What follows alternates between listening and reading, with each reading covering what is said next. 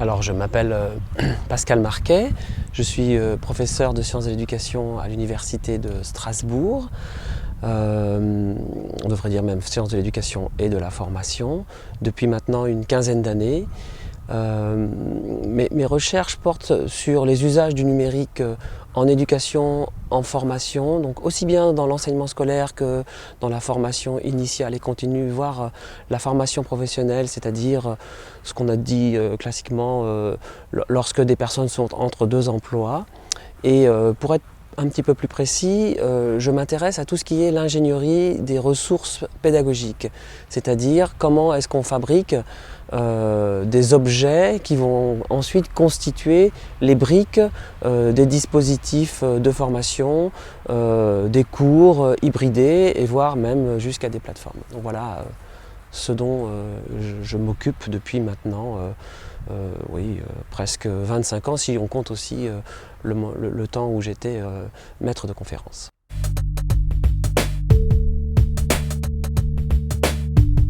Alors ça c'est un sujet compliqué et c'est d'ailleurs ce qui nous réunit dans ce comité. Pour moi, l'innovation, c'est à partir du moment où quelqu'un se remet en question et où il fait quelque chose qu'il n'avait jamais fait avant. C'est d'abord donc une définition, j'ai envie de dire, relative par rapport à la personne qui se lance dans quelque chose de nouveau pour elle. C'est différent de l'innovation, on va dire, dans un contexte qui serait plus large, où quelqu'un ferait quelque chose qui n'a jamais été fait. Et je crois qu'il faut être modeste en matière d'innovation, il faut se contenter d'être dans une posture qui consiste à, comme je le disais à l'instant, faire quelque chose de nouveau pour soi. Et alors cette nouveauté, elle peut être pilotée par différents impératifs. Retrouver du plaisir à faire classe, répondre à des besoins spécifiques d'élèves, répondre, pourquoi pas, à une injonction ou à une commande institutionnelle. Et donc voilà, moi j'ai vraiment une définition très très modeste de l'innovation pédagogique. Pourquoi ? Parce que finalement, quand on regarde ce que les gens font, bien on se rend compte que ce qu'ils font est souvent assez peu original. Et quand je dis ça, c'est plutôt pour rassurer les gens qui innovent, et que souvent ça a déjà été fait ailleurs, sauf qu'on n'a pas le temps de se documenter, et c'est pas toujours dans la mission, on va dire, quotidienne d'un enseignant, de savoir tout ce qui se fait partout ailleurs, dans d'autres cultures, y compris professionnelles, d'autres pays.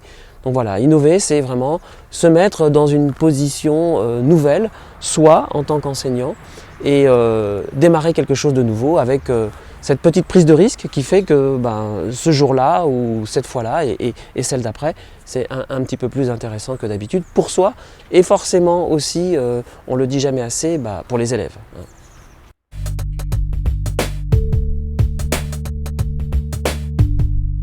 Alors, l'enseignement agricole, évidemment, pour un certain nombre d'entre nous, dont moi, c'est une découverte comme environnement. D'après ce que je comprends, d'après ce que j'observe, l'innovation, c'est aussi et beaucoup, finalement, les métiers de l'agriculture qui sont en constante évolution. Donc il y a un premier moteur d'innovation qui provient du milieu professionnel auquel on prépare les élèves, les étudiants, mais cette définition de l'innovation, finalement, ne convient que, on va dire, pour la fin des études qui seraient proposées dans l'enseignement agricole. Après, il faut regarder ce qui se passe dans les classes, on va dire, qui sont du second degré, où là, l'innovation, à mon avis, est davantage un impératif qui est lié à la population, qui n'est pas la population, entre guillemets, standard, puisqu'il y a une tradition d'accueil d'enfants qui seraient, on va dire, un petit peu moins à l'aise dans le système éducatif classique. Et là, il y a un impératif d'innovation parce qu'on ne s'adresse pas à ces élèves comme on s'adresse ou comme on s'adresserait à eux s'ils étaient restés dans le système classique. Donc il y a de la part des enseignants, de la part des personnels qui encadrent ces élèves, une obligation de faire autrement.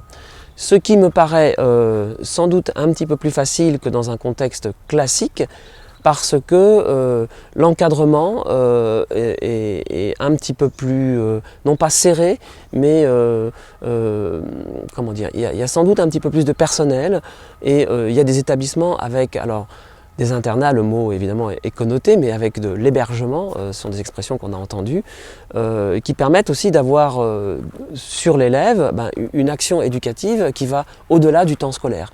Et je crois que c'est une des caractéristiques qui fait que, sans être dans une posture d'innovation pendant le temps d'enseignement, on a, de fait qu'on est en équipe, une approche un petit peu différente sur l'élève.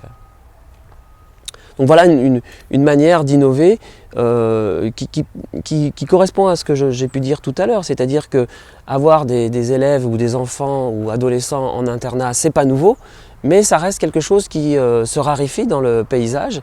Et du coup, les personnes qui ont ça en charge, enseignants, éducateurs, eh bien, se trouvent dans une obligation de faire quelque chose d'inhabituel et donc probablement nouveau par rapport au contexte général.